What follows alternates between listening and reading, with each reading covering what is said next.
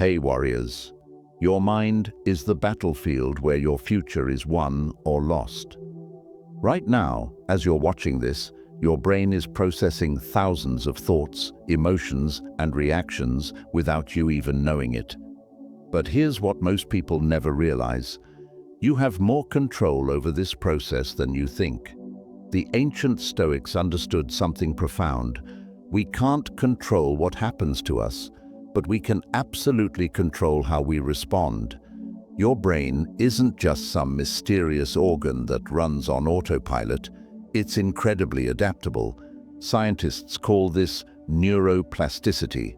Every time you choose a different response, every time you pause instead of react, every time you redirect your thoughts, you're literally rewiring your brain. You're creating new pathways and weakening old, destructive ones. But here's the thing. Most of us live like prisoners in our own minds. We let anger control our words. We replay painful memories like broken records. We let disappointment turn into bitterness. We react instead of respond. And then we wonder why we feel stuck, why we keep making the same mistakes, why peace feels so far away. Today, we're going to change that. We're going to explore 7 powerful principles that will help you take back control of your mind and emotions. These aren't just nice ideas. They're practical tools that have been tested by centuries of human experience and backed by modern neuroscience. Each of these principles is like a key that unlocks a different door in your mind. Together, they form a complete system for emotional mastery and mental clarity. The Stoics believed that our emotions don't just happen to us. They're created by our judgments and interpretations. When you understand this, everything changes. You stop being a victim of your circumstances and start becoming the architect of your inner world. But I need you to understand something important. This isn't about becoming emotionless or cold. It's about becoming emotionally intelligent. It's about responding instead of reacting. It's about choosing your thoughts instead of being chosen by them. Before we dive in, I want you to make me a promise. Don't just listen passively. Engage with this video. Like this video if it resonates with you. Drop your thoughts in the comments, share it with someone who needs to hear this message, and subscribe to our channel because we're building something special here together. And please, don't skip any part of this video. Your mind is the most powerful tool you'll ever own. It's time you learned how to use it. Claim your power now. Drop this affirmation in the comments. I control my mind doesn't control me. Number 1. Let disappointment fade before you speak. Silence is your power. Disappointment hits like a cold wave. Your expectations crash against reality, and suddenly you're flooded with emotions that feel too big for your chest. In that moment, your brain wants to do one thing: react. It wants to lash out, defend, explain, or fix everything with words. But here's what the Stoics understood that most people miss. Your first impulse is rarely your wisest impulse. When disappointment strikes, you're standing at the end of one expectation and the potential beginning of something better. But only if you give yourself the space to see it clearly. In moment of raw emotion, what did your mind want to do? Probably argue, blame, or find someone to dump all that frustration on. But when you react from disappointment, you're not speaking from wisdom, you're speaking from wounds. Your brain has this incredible ability called the amygdala hijack. When you're emotionally triggered, this ancient part of your brain takes over, flooding your system with stress hormones and shutting down your prefrontal cortex, the part responsible for rational thinking and emotional regulation. Essentially, you become temporarily less intelligent. Every word you speak from this state is compromised. But silence, real intentional silence, is different. It's not the silence of defeat or suppression. It's the silence of power. It's you saying, I'm going to let this settle before I decide what it means and how I want to respond. When disappointment hits, your immediate thoughts are usually distorted. You catastrophize, you personalize, you see everything through the lens of what went wrong. But disappointment, like all emotions, has a natural lifespan. If you don't feed it with reactive thoughts and words, it begins to fade. Not disappear, fade. It loses its sharp edges and becomes something you can work with instead of something that works against you. When disappointment strikes, give yourself what I call the 24-hour rule. Don't make any important decisions. Don't send that text. Don't have that confrontation. Just breathe and wait. Let the initial emotional storm pass. You'll be amazed at how different things look when you're not seeing them through the fog of fresh disappointment. During this silence, something powerful happens.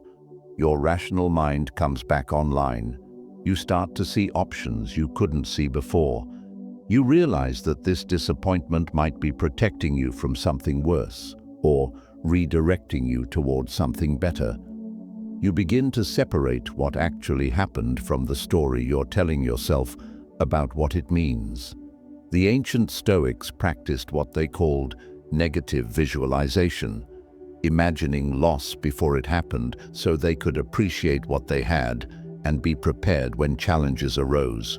But they also understood something else. Every disappointment contains information.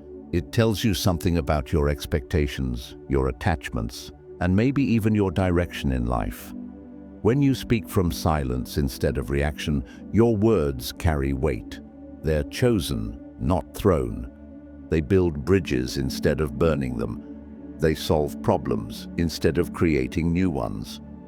People listen differently when they know your words have been filtered through wisdom instead of pushed through emotion. This doesn't mean you ignore your disappointment or pretend it doesn't matter. It means you honor it by giving it space to exist without letting it drive your actions. You acknowledge the pain without becoming the pain. You feel the emotion without becoming the emotion. Remember, disappointment is often just misdirected energy.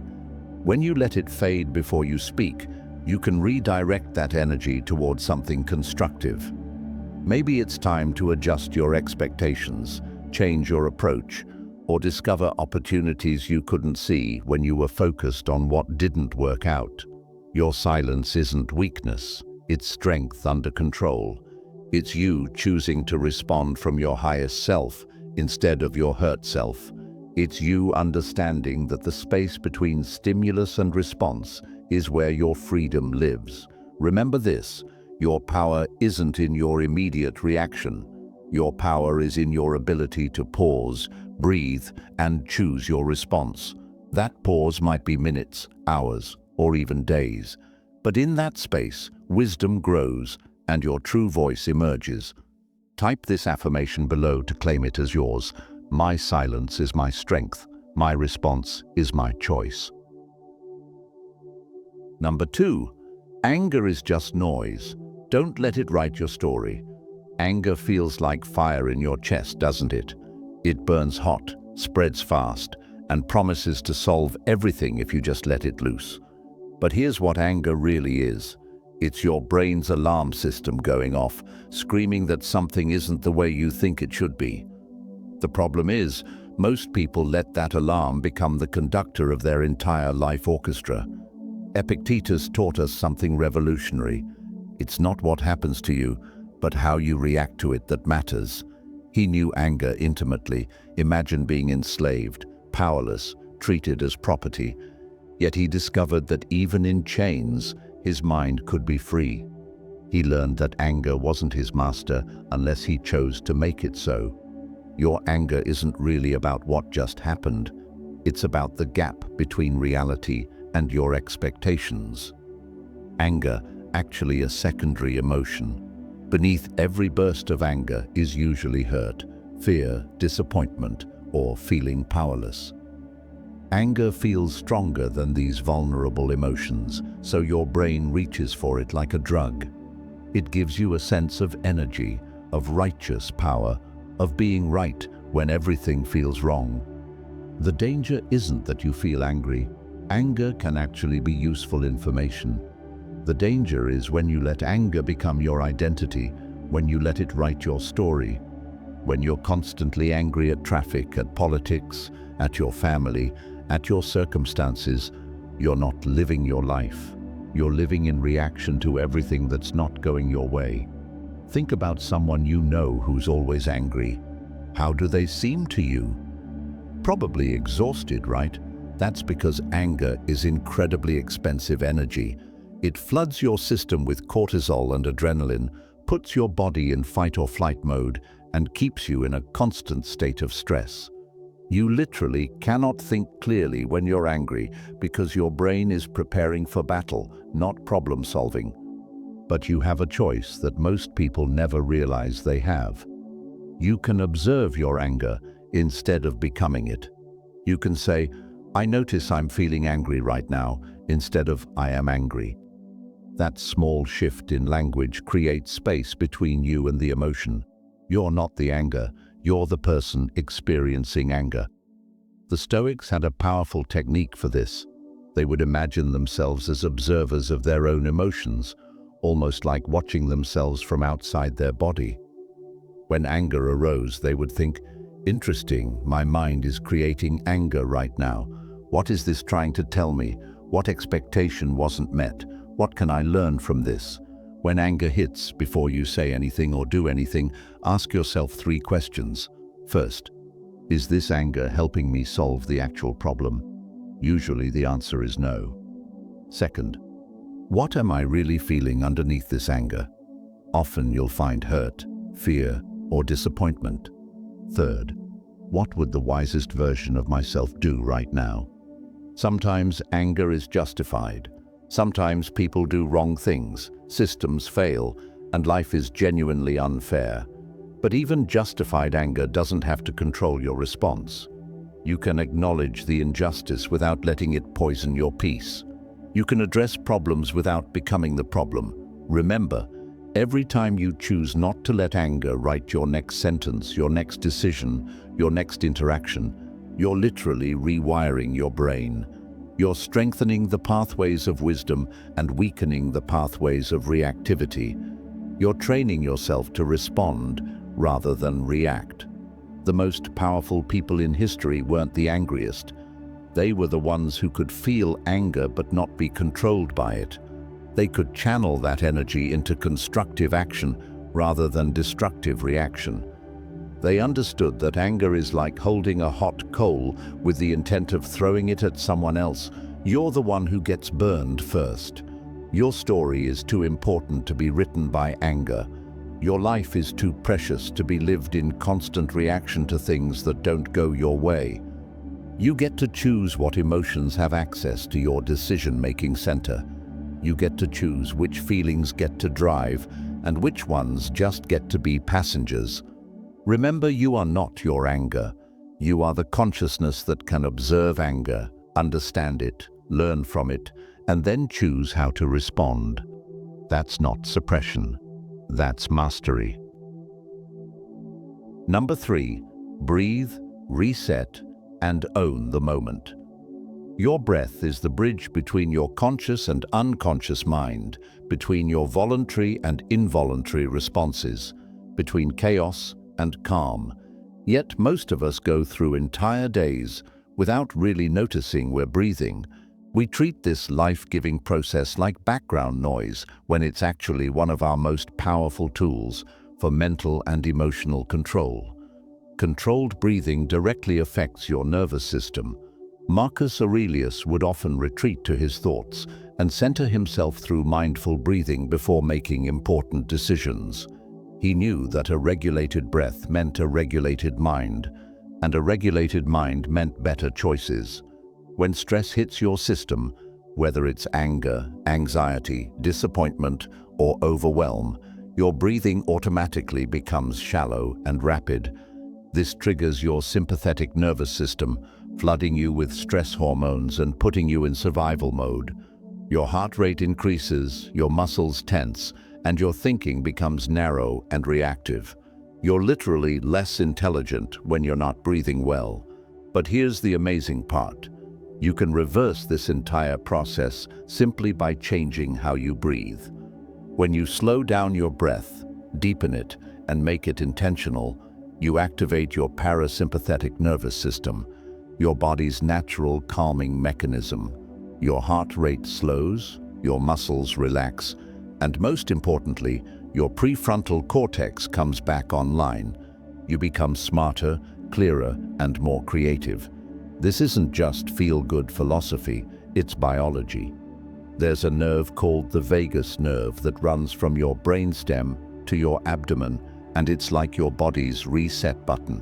Controlled breathing stimulates this nerve, sending a signal to your brain that says, "We're safe now. We can think clearly. We can respond wisely." The reset isn't just physical, it's mental and emotional too. When you pause to breathe intentionally, you're creating space between stimulus and response. In that space lives your freedom to choose. Without that space, you're just a biological machine reacting to whatever stimulus comes next. With that space, you become a conscious being choosing your response. Here's a simple technique that can change your life. The 4-7-8 breath. Inhale through your nose for 4 counts.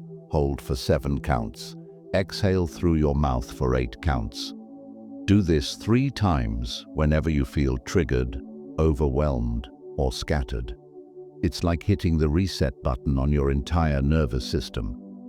But owning the moment goes beyond just breathing techniques.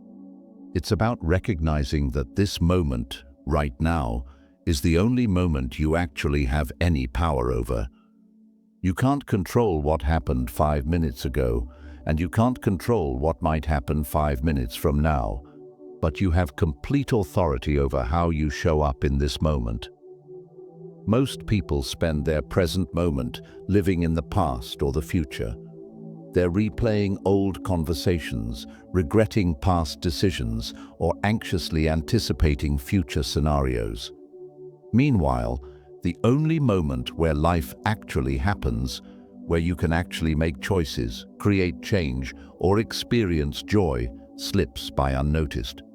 When you breathe, reset, and own the moment, you're declaring your independence from the tyranny of past regrets and future worries. You're saying, "I'm here now, fully present, ready to respond from my highest self." This is where your real power lives. The Stoics called this prosos, continuous attention to the present moment. They understood that wisdom isn't just knowing the right principles, it's applying them in real time, moment by moment. Every breath is an opportunity to reset. Every moment is a fresh start. Think about athletes at the highest level. When they're in the zone, they're not thinking about the last play or the next play. They're completely absorbed in this play, this moment, this breath. That's when peak performance happens, when all your energy and attention are focused on what's actually happening right now. This moment is your point of power. This breath is your reset button. When you feel scattered, overwhelmed, angry, or lost, you always have this tool available. You don't need special equipment. You don't need perfect conditions. You don't need anyone else's permission. You just need to remember that your breath is always with you, always available, always ready to bring you home to yourself. The quality of your breathing affects the quality of your thinking, which affects the quality of your decisions, which shapes the quality of your life. It's that simple and that profound. So right now, as you're listening to this, take a deep breath. Not because you have to, but because you can. Because in this simple act, you're exercising your most fundamental freedom, the freedom to choose your state of mind, your level of presence, your response to whatever life brings. Number 4, replay nothing. Your mind isn't a cinema for pain.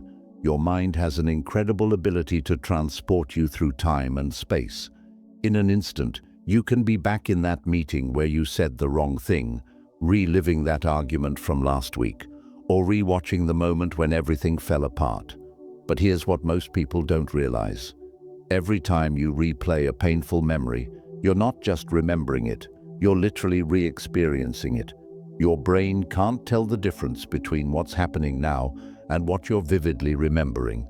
The Roman Stoic philosopher Marcus Aurelius wrote in his private journal, "Confine yourself to the present." He understood something profound about human psychology. Mental time travel into painful memories doesn't heal you, it re-wounds you. Every replay strengthens those neural pathways, making the memory more vivid, more emotionally charged, and more likely to surface again. Think about how a movie theater works. You sit in darkness, completely absorbed, and for 2 hours your body responds as if what's happening on screen is real. Your heart races during chase scenes, you cry during sad moments, you jump during scary parts. Your brain is fully engaged with something that isn't actually happening to you right now. That's exactly what happens when you replay painful memories. You're sitting in the theater of your mind, watching the same painful movie over and over, and your body responds as if it's happening all over again. The stress hormones flood your system, your muscles tense up, your breathing becomes shallow. You're literally putting yourself through the trauma again and again. But here's what's even more dangerous about mental replay. It never gets better with repetition. Unlike a skill that improves with practice, painful memories actually get worse each time you revisit them. Your mind tends to focus on the most painful parts, exaggerate the negative aspects, and ignore any context that might bring perspective. You're not healing through repetition, you're deepening the wound. The brain has something called the negativity bias. We naturally pay more attention to negative experiences than positive ones because, evolutionarily, it helped us survive. A good day was nice, but a dangerous day could kill you. So your brain is wired to remember threats, mistakes, and painful experiences more vividly than pleasant ones. This served our ancestors well, but in modern life, it can trap us in cycles of unnecessary mental suffering. Here's a powerful reframe. Your past is not your present, and your present is not your future. When you're replaying old pain, you're literally choosing to live in a time that no longer exists while missing the life that's happening right now. You're trading your present peace for past pain, and that's a terrible deal. The Stoics had a concept called retrospective anxiety, worrying about things that already happened and can't be changed. They recognized this as one of the most pointless forms of mental suffering. You can't change what happened, but you can absolutely change how much mental real estate you give it. When you notice your mind starting to replay a painful memory, try this technique. Acknowledge it without judgment. I notice my mind wanting to replay that conversation. Then consciously redirect your attention to something in your present environment. Name 5 things you can see, 4 things you can touch, 3 things you can hear, 2 things you can smell, and 1 thing you can taste. This grounds you in the here and now. Another powerful approach is what I call the mental channel changer. When your mind starts playing a painful memory, imagine yourself holding a remote control. You can choose to change the channel. You can switch to a different memory, focus on your breathing, engage in a physical activity, or simply choose to focus on what you want to create in the future instead of what went wrong in the past. Remember, every moment you spend replaying old pain is a moment you're not present for your actual life. Your mind is incredibly powerful. It can transport you anywhere in time and space. But with that power comes responsibility. You get to choose where you direct it. You can use it to replay pain, or you can use it to imagine possibilities, solve problems, appreciate beauty, or simply be present to what's happening right now. The goal isn't to never think about the past or to pretend painful things didn't happen. The goal is to stop giving those painful memories a full-time residence in your present awareness. You can learn from the past without living there. you can acknowledge what happened without replaying it endlessly. Your mind isn't a cinema for pain. It's the control center for your life. What you choose to focus on shapes how you feel, which shapes how you act, which shapes the life you create. Make sure you're giving your mental energy to thoughts that serve your growth rather than your suffering. Drop this affirmation in the comments. My past informs me, but my present defines me. Number 5. Let your words and actions plant seeds, not weeds. Every word you speak and every action you take is a seed planted in the garden of your relationships, your reputation, and ultimately, your own soul. The question isn't whether you're planting, you're always planting. The question is, are you planting seeds that will grow into something beautiful or weeds that will choke out everything good around them? Seneca, the great Stoic teacher, once said, "Every new beginning comes from some other beginning's end." But he also understood that our words and actions are the beginnings that create other people's experiences of us. When you speak with kindness, you plant seeds of trust. When you act with integrity, you plant seeds of respect. When you offer encouragement, you plant seeds of hope. These seeds grow into relationships, opportunities, and a reputation that serves you throughout your life. But when you speak from anger, you plant seeds of resentment. When you act selfishly, you plant seeds of distrust. When you criticize destructively, you plant seeds of insecurity in others. These weeds grow faster than good plants, and they're much harder to remove once they've taken root. Here's what most people don't understand about words. They don't just disappear into thin air once you've spoken them. They live on in other people's minds and hearts. That harsh criticism you gave your child doesn't just vanish, it becomes part of how they see themselves. That encouragement you offered your friend doesn't just fade away, it becomes strength they draw on when times are tough. Your words become part of other people's internal dialogue.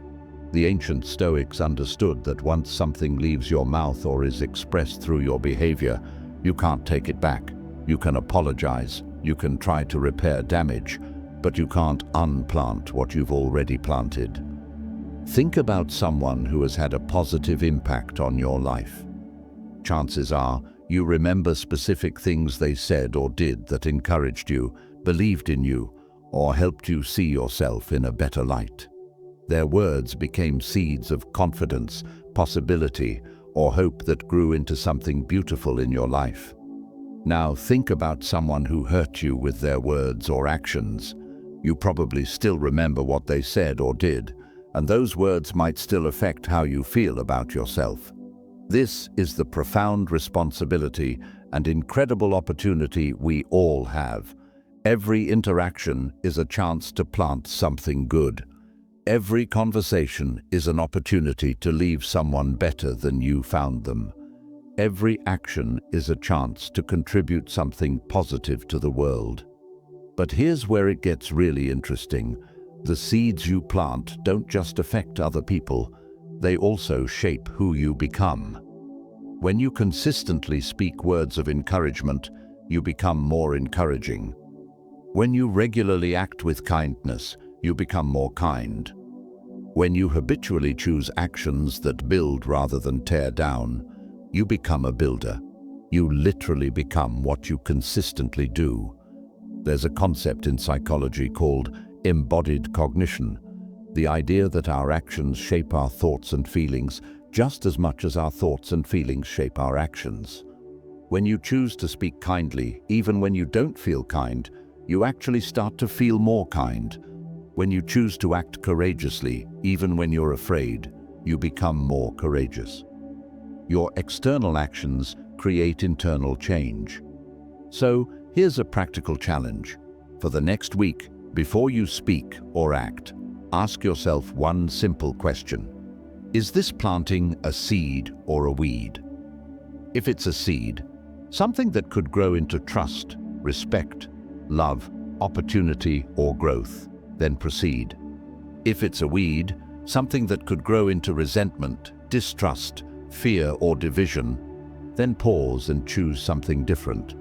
This doesn't mean you can't address problems, give feedback, or have difficult conversations. It means you can do these things in ways that plant seeds of growth rather than weeds of destruction. You can criticize behavior without attacking character. You can express disagreement without being disagreeable. You can set boundaries without being cruel. Remember, the garden of your life, your relationships, your reputation, your sense of self, is cultivated one interaction at a time, one word at a time, one action at a time. You're the gardener, and you get to choose what grows there. Make sure you're planting the kind of seeds that will create the kind of life you want to live in. The most beautiful gardens aren't accidents. They're the result of intentional, consistent, mindful planting. Your life can be just as beautiful if you choose to plant seeds instead of weeds.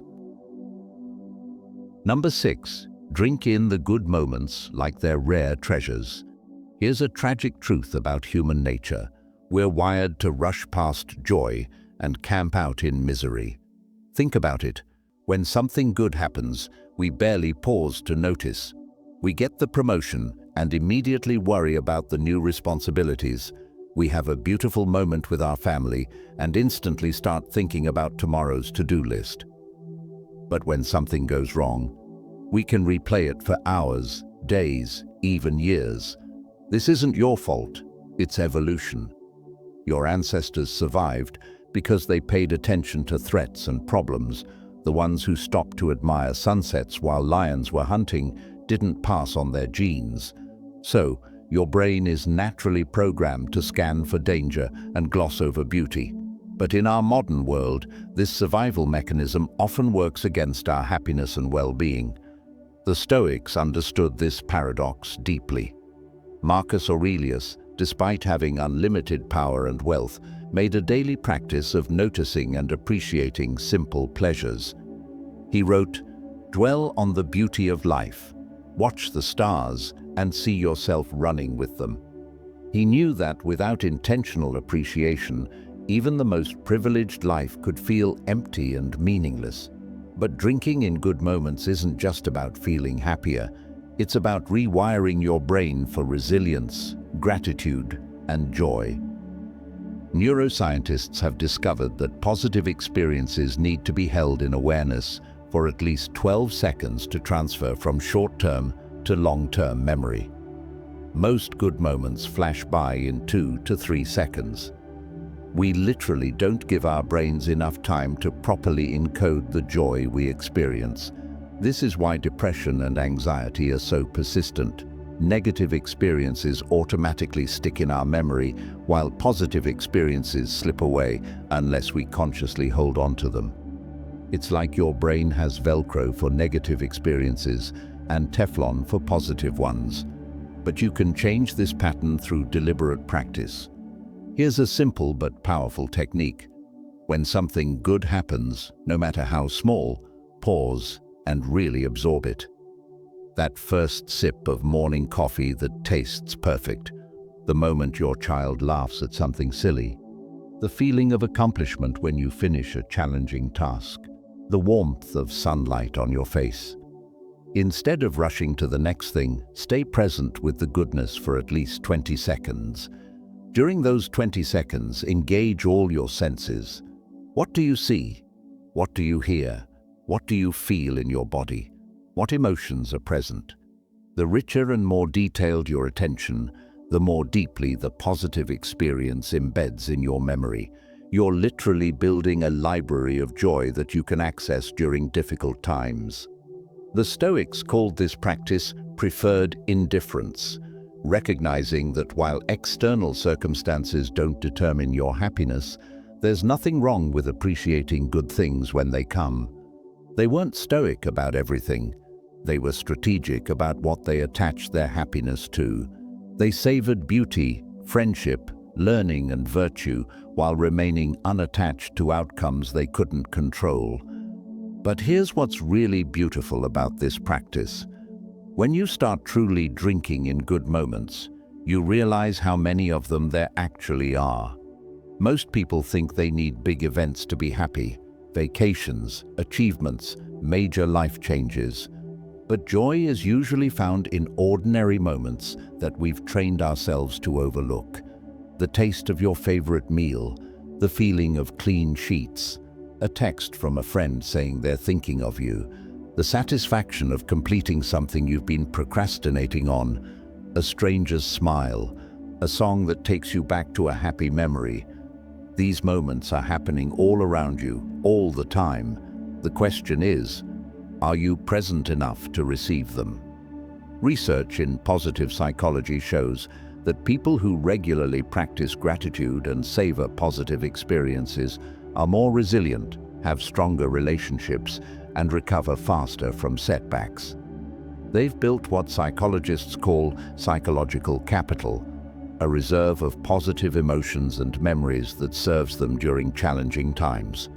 Think of it this way: every good moment you fully experience is like making a deposit in your emotional bank account. When life gets difficult, and it will, you can draw on these deposits. You remember that life isn't all struggle, that beauty exists, that joy is possible. These memories become anchors of hope during storms of difficulty. But you have to be intentional about it. Good moments won't force themselves on your attention the way problems do. You have to choose to notice them, choose to pause for them, choose to let them fill you up. You have to drink them in like they're rare treasures, because in a way, they are. Each moment of genuine joy, peace, or contentment is unique and unrepeatable. The paradox is this: the more you appreciate what you have, the more you seem to have to appreciate. Gratitude creates a positive feedback loop that opens your eyes to goodness that was always there, but previously invisible. So right now, as you're listening to this, notice something good in your present experience. Maybe it's the fact that you're learning something new. Maybe it's the comfortable place where you're sitting. Maybe it's simply the miracle that you're alive and conscious in this moment. Don't just think about it, really feel it, breathe it in, let it fill you up. Number 7, anchor yourself in now.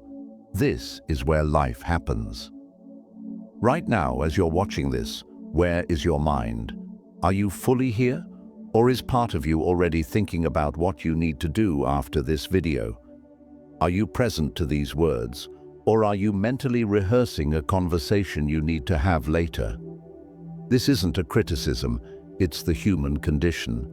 Our minds are time travelers, constantly jumping between past regrets and future worries, rarely settling into the only moment where life actually happens: now. Epictetus, the Stoic philosopher who understood suffering intimately, taught his students that happiness isn't found in changing your circumstances. It's found in fully inhabiting whatever circumstances you have right now. He said, "Wealth consists in not having great possessions, but in having few wants." But he could have just as easily said, "Peace consists in not having perfect conditions, but in being fully present to whatever conditions you have." Your present moment is your anchor in the storm of existence. Everything else, your memories, your plans, your worries, your dreams, they all exist as thoughts happening right now. The past is a present moment memory. The future is a present moment imagination. The only place you actually have any power, any choice, any ability to experience joy or create change is right here, right now. But we've been trained to live everywhere except the present. We're told to learn from the past and plan for the future, which are valuable skills. But somewhere along the way, we forgot how to simply be here now. We've become experts at mental time travel and amateurs at presence. We know how to worry about tomorrow and regret yesterday, but we've lost the art of fully experiencing today. The neuroscience of presence is fascinating. When you're truly present, not thinking about the past or future, not judging or analyzing, just fully aware of what's happening right now, your brain waves change. You enter what researchers call a flow state, where stress decreases, creativity increases, and you feel more connected to yourself and your environment.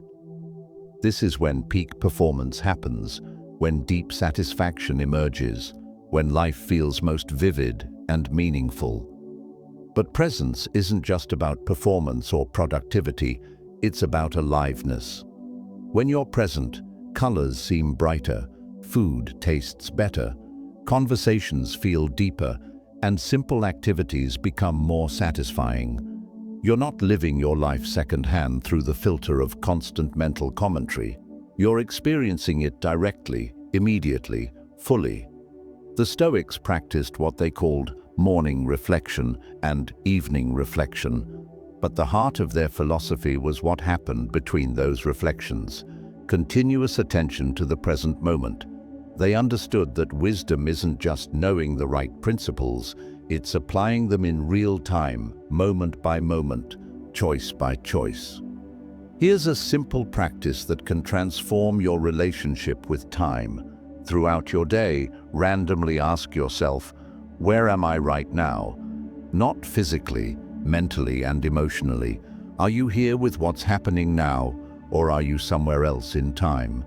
When you notice you've drifted, gently bring yourself back without judgment.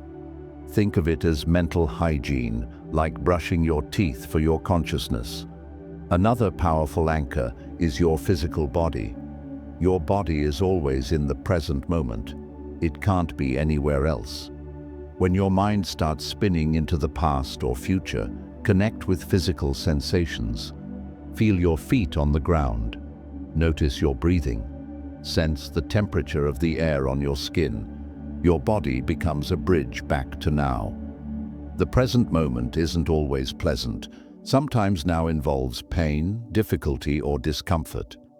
Anchoring yourself in now doesn't mean pretending everything is wonderful.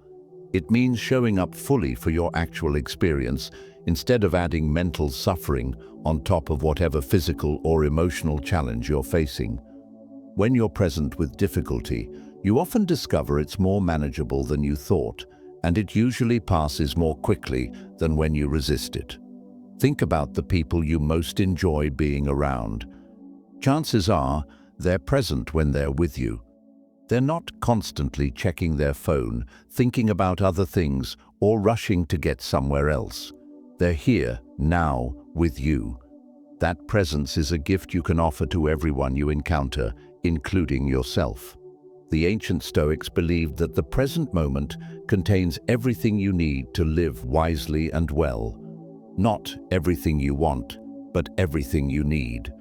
The wisdom to make good decisions, the capacity to love and be loved, the ability to learn and grow, the opportunity to contribute something positive to the world.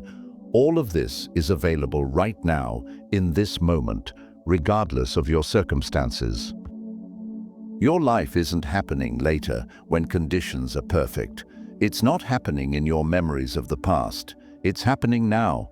This breath, this heartbeat, this moment of awareness, this is life. Don't miss it while you're waiting for something else. You now have 7 keys to unlock the power of your own mind and emotions. These aren't just concepts to think about. They're tools to use, practices to implement, and principles to live by. The Stoics understood that philosophy without application is just intellectual entertainment. Real wisdom changes how you show up in the world. These principles work together like instruments in an orchestra. Each one is powerful alone, but together they create something beautiful, a life lived with intention, wisdom, and inner freedom. You don't have to be perfect at all of them. You just have to be willing to practice, to notice when you're off course, and to gently bring yourself back. Your mind is the most powerful tool you'll ever own. It can create heaven or hell from the same circumstances. It can find reasons to be grateful or reasons to complain in the same situation. It can focus on what's wrong or what's possible in the same moment. The choice is always yours. Remember, every time you choose wisdom over reactivity, presence over mental time travel, response over reaction. You're not just changing your experience, you're rewiring your brain. You're literally becoming a different person, one choice at a time. The Stoics believed that the highest human achievement isn't wealth, fame, or power. It's the ability to remain calm and wise, regardless of external circumstances. That's the freedom they were after, and it's the freedom available to you right now.